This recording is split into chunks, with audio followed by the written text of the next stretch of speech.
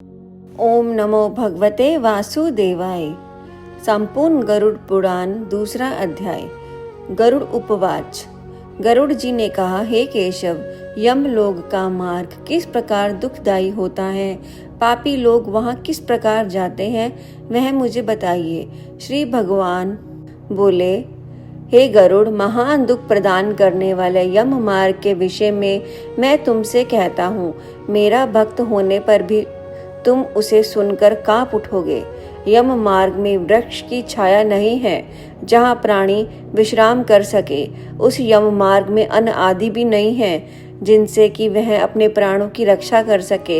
हे खग, वहाँ कहीं जल भी नहीं दिखता जिसे अत्यंत तृषातुर वह जीव भी पी सके। वहाँ प्रलय काल की भांति 12 सूर्य तपते रहते हैं। उस मार्ग में जाता हुआ पापी कभी बर्फीली हवा से पीड़ित होता है तथा कभी कांटे चुभते हैं और कभी महाविषधर सर्पों के द्वारा डसा जाता है। वह पापी कहीं सिंहों, व्याघ्रों और भयंकर कुत्तों द्वारा खाया जाता है, कहीं बिच्छुओं द्वारा डसा जाता है और कहीं उसे आग से जलाया जाता है। तब कहीं अति भयंकर महान असीपत्र वन नामक नरक में वह पहुंचता है, जो 2000 योजन विस्तार वाला कहा गया है। वह वन कौओं, उल्लुओं, वटों, गिद्धों, सरघों तथा दंसों से व्याप्त है। उसमें चारों ओर द्वाग्नि व्याप्त है। 80 पत्र के पत्तों से वह जीव उस वन में छिन्न भिन्न हो जाता है। कहीं अंधे कुएं में गिरता है, कहीं विकट पर्वत से गिरता है, कहीं छूरों की धार पर चलता है तो कहीं कीलों के ऊपर चलता है, किन्हीं घने अंधकार में गिरता है, कहीं उग्र जल में गिरता है, कहीं झोंकों से भरे हुए कीचड़ में गिरता है तो कहीं जलते हुए कीचड़ में गिरता है, कहीं तपी हुई बालुका से व्याप्त और कहीं धधकते हुए ताम्रमय मार्ग, कहीं अंगार की राशि और कहीं अत्यधिक धुएं से भरे हुए मार्ग पर उसे चलना पड़ता है। कहीं अंकार की वृष्टि होती है, कहीं बिजली गिरने के कारण शिलावृष्टि होती है, कहीं रक्त की, कहीं शस्त्र की, कहीं गर्म जल की वृष्टि होती है, कहीं घरे के कीचड़ की, कहीं खारे के कीचड़ की वृष्टि होती है। मार्ग में कहीं गहरी खाई है, कहीं पर्वत शिखरों की चढ़ाई है और कहीं कंदराओं में प्रवेश करना पड़ता है। वहाँ मार्ग में कहीं घना अंधकार है तो कहीं दुख से चढ़ी जाने योग्य शिलाएं हैं, कहीं मवाद, रक्त तथा विष्ठा से भरे हुए तालाब है। यम मार्ग के बीचों बीच अत्यंत उग्र और घोर वैतरणी नदी बहती है। वह देखने पर दुखदायिनी हो तो क्या आश्चर्य, उसकी वार्ता ही भय पैदा करने वाली है।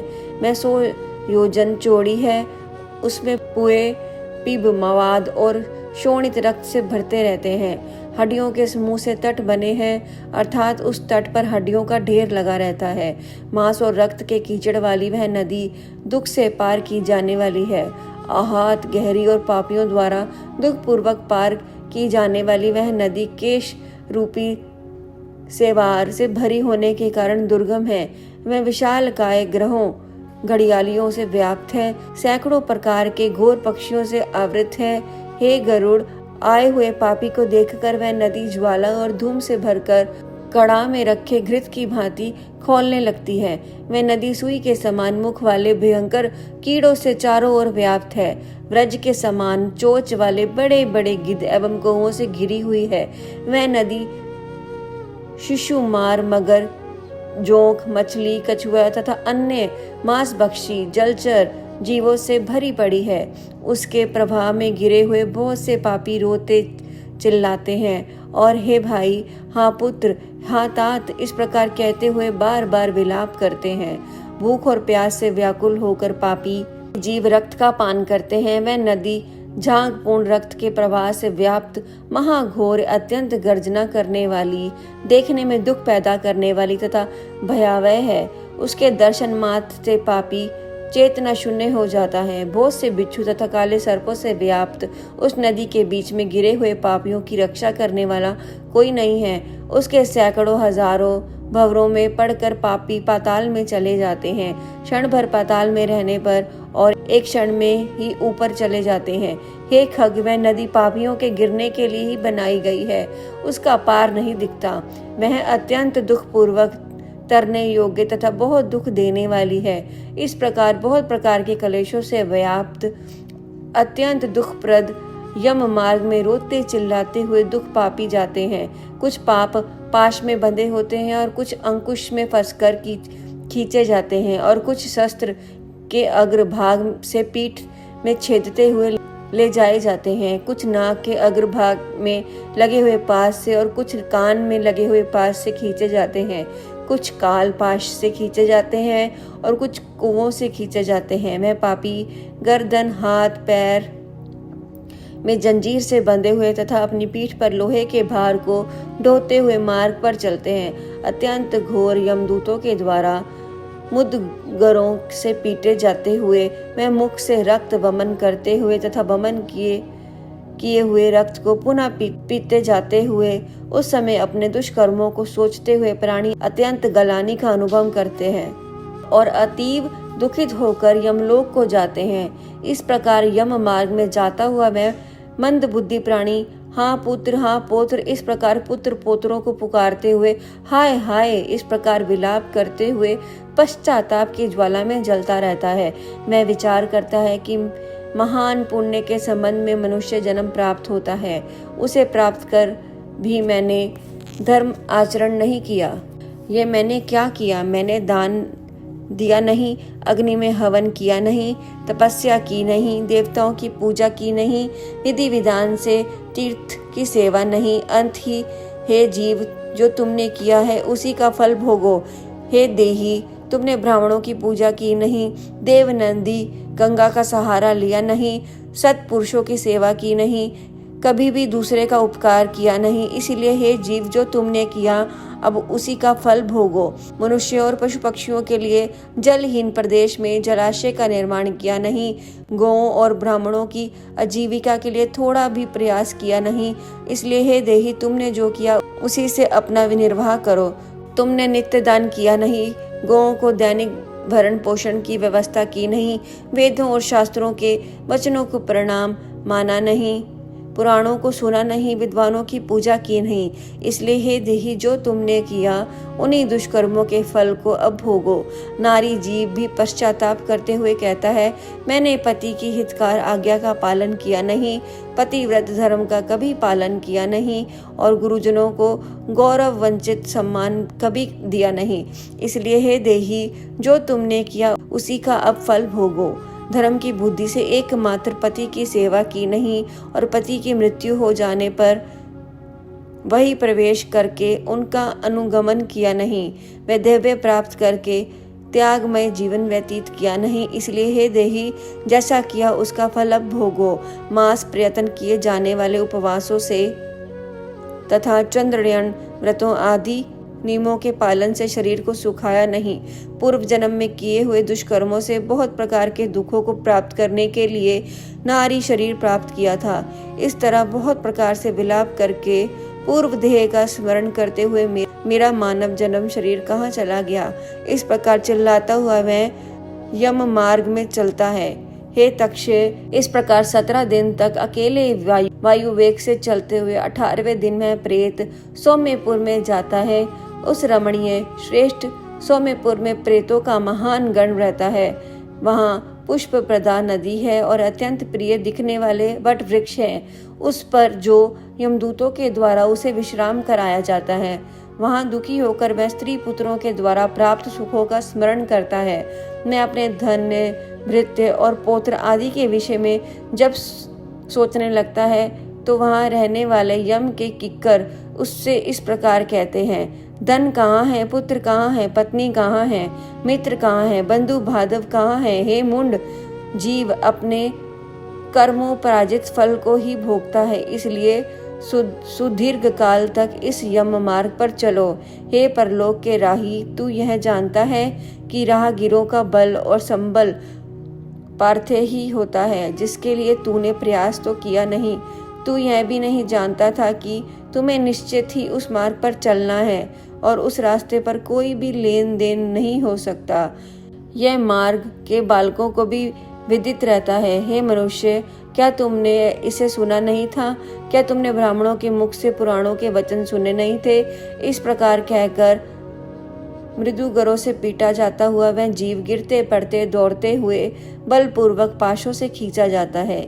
यहाँ स्नेह अथवा कृपा के कारण पुत्र पोत्रों द्वारा दिए हुए मासिक पिंड को खाता है। उसके बाद वह जीव सोरीपुर को प्रस्थान करता है। उस सोरीपुर में काल के रूप को धारण करने वाला जगम नामक राजा रहता है। उसे देखकर वह जीव भयभीत होकर विश्राम करना चाहता है। उस पूर्व में गया हुआ वह जीव अपने स्वजनों के द्वारा दिए हुए त्रिपाक्षिक अन्न जल को खाकर उस पुर को पार करता है। उसके बाद शीघ्रता पूर्वक वह प्रेत नागेंद्र भवन की ओर जाता है और वहां भयंकर वनों को देखकर दुखी होकर रोता है।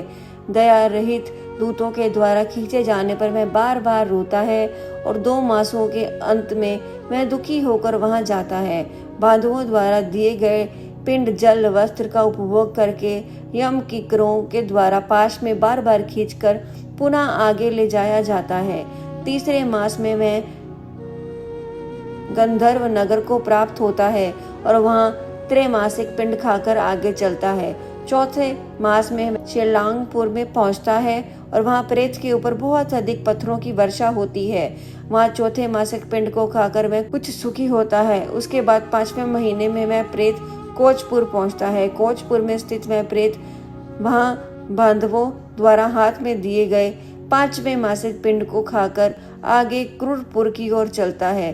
5.5 मास के बाद बांधुओं द्वारा प्रदत्त उन षणमासिक पिंड और घटदान से तृप्त होकर वह आधे मुहूर्त तक विश्राम करके यमदूत के द्वारा डराए जाने पर दुख से कांपता हुआ उस पुर को छोड़कर चित्र भवन नामक पुर को जाता है, जहां यम का छोटा भाई विचित्र नाम वाला राजा राज्य करता है। उस विशाल शरीर वाले राजा को देखकर जब मैं जीव डर से भागता है, तब सामने आकर किरेवर्त धीवर उससे यह कहता है, हम महावेतरणी निधि को पार करने वाले के लिए नाव लेकर आए हैं। यदि तुम्हारा इस प्रकार का पुण्य हो तो इसमें बैठ सकते हो।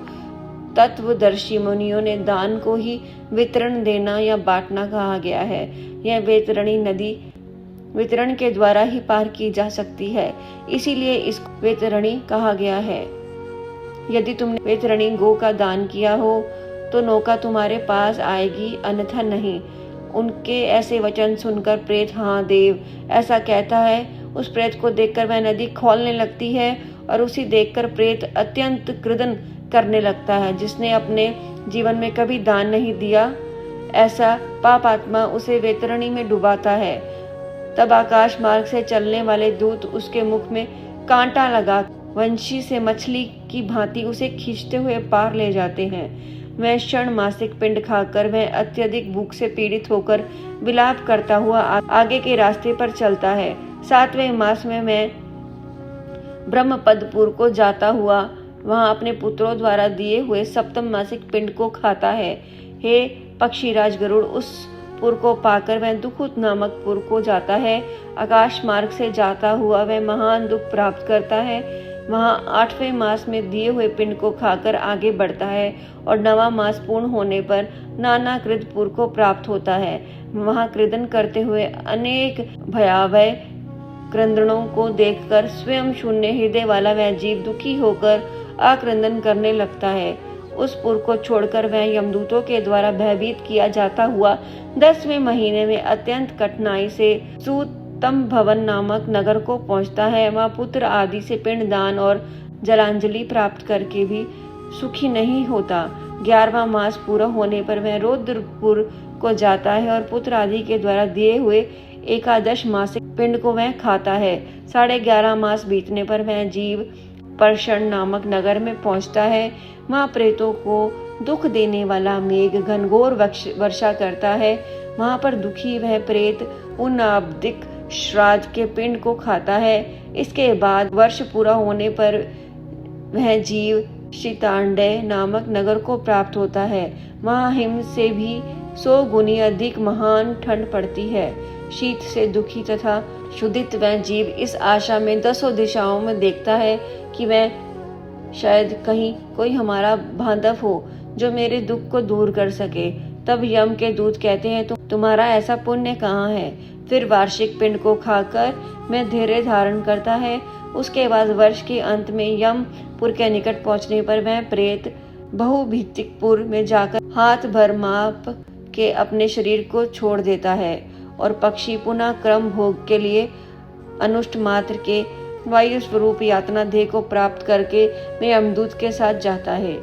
जिन्होंने दान नहीं दिए वे यमदूतों के द्वारा दृढ़ बंधुओं से बंधे हुए अत्यंत कष्ट को यमपुर को जाते हैं। आकाशगामी धर्मराजपुर में 4 द्वार हैं, जिसमें दक्षिण द्वार के मार्ग का तुमसे वर्णन कर दिया है। इस महान भयंकर मार्ग में भूख प्यास और श्रम से दुखी जीव जिस प्रकार जाते हैं वह सब मैंने बताया है। अब और क्या सुनना चाहते हो? इस प्रकार गरुड़ पुराण के अंतर्गत सारों द्वार में यम मार्ग निरूपण नामक दूसरा अध्याय पूर्ण हुआ। ओम नमो भगवते वासुदेवाय।